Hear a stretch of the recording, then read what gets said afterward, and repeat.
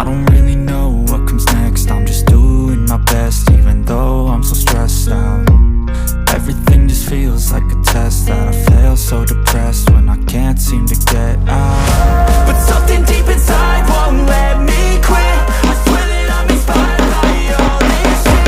Tell me that I can and I won't. That's what guides me the most. Fuck your lies, I'll do what I want.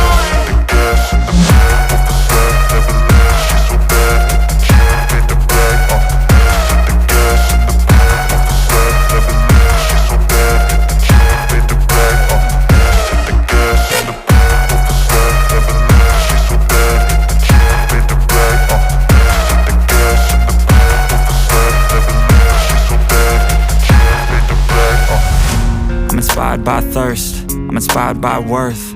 I desire your worst, so you can just hide while I work. I ain't tired, you first. I'll write a second, third verse about the lies you go disperse. You never did shit, I know it hurts. Something deep inside won't let me quit. I swear that I'm inspired by all this shit. Tell me that I can and I won't. That's what guides me the most. Fuck your lies, I'll do what I want.